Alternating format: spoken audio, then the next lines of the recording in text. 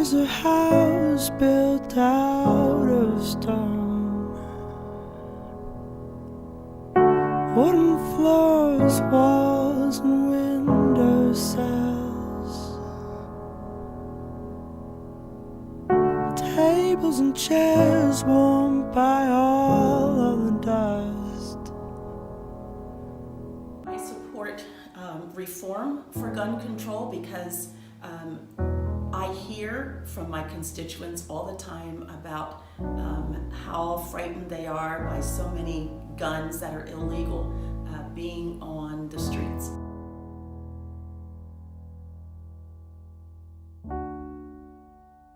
Reform is to get the guns off the street, like felons, people with records, underage folks. Those are the guns that I'm targeting.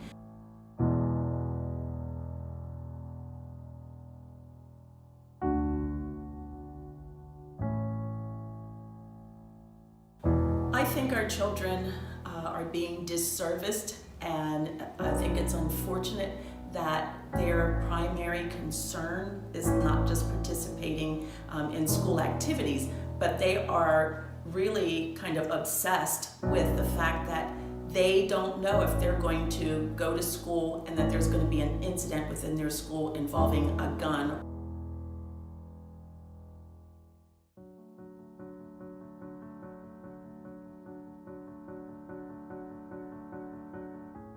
AR-15s were originally used in warfare, and now they're being used in a different type of warfare, and that warfare is affecting our schools, it's affecting our children, and it's affecting just our safety within our neighborhoods.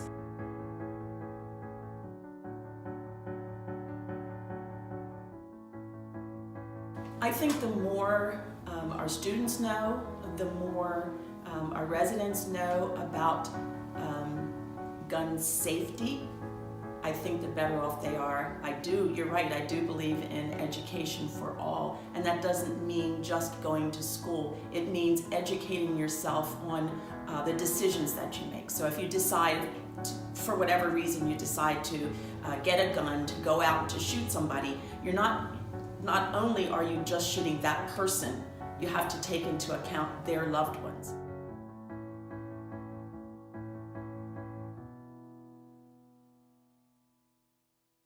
I think it makes the job more dangerous, obviously.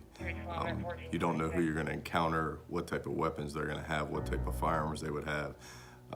They're making the firearms a lot more easier to conceal, so I think it just makes the job more dangerous.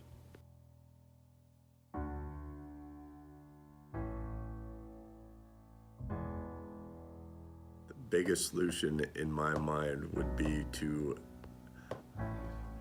justly punish the criminals that are violating the gun laws, whether that be just being in possession of the firearm or actually using the firearm to hurt somebody. My name is John Euler. I'm a former federal prosecutor. I'm a former district attorney of York County, defense attorney, and retired judge of 25 years.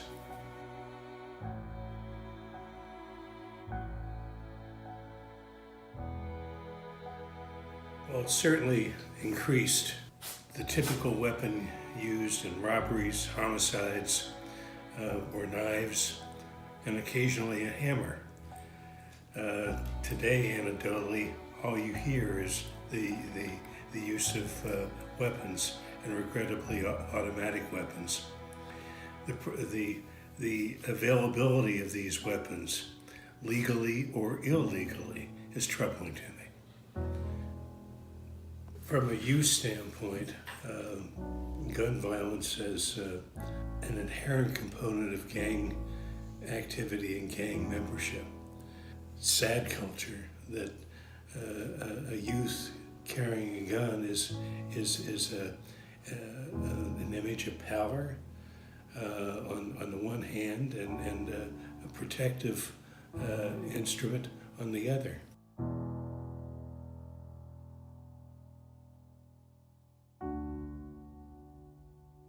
I believe reasonable restrictions are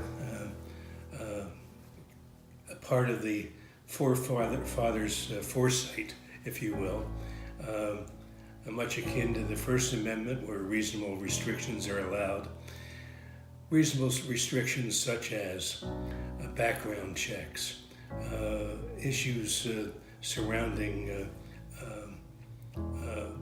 past violent behaviors.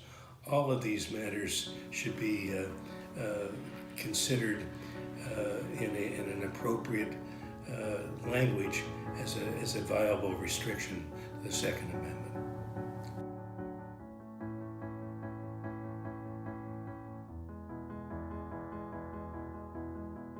I was saddened and shocked when legislatures across the United States adopted this philosophy that was contrary to ordinary and well-founded self-defense standards established by the common law.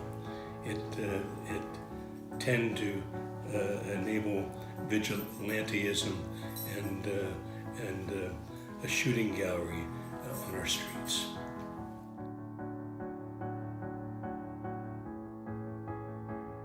When it comes to accidental shootings and teen suicides, we have an epidemic of suicides with young people. We have a lot of stress on young people. And unfortunately, when somebody's in their darkest hour, if there is a handgun in the home, unfortunately that is often used when people are not thinking straight.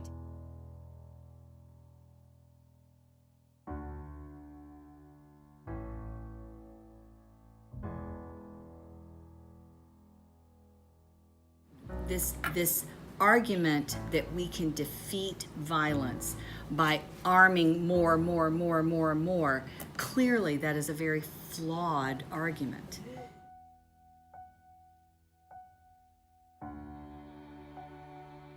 They have used fear to stoke the idea that everyone that is for any type of reasonable common sense gun control is trying to threaten the Second Amendment. And they have stoked that fear to make that contagious to people that think that somebody's going to try to take away their right to own a reasonable weapon in their home.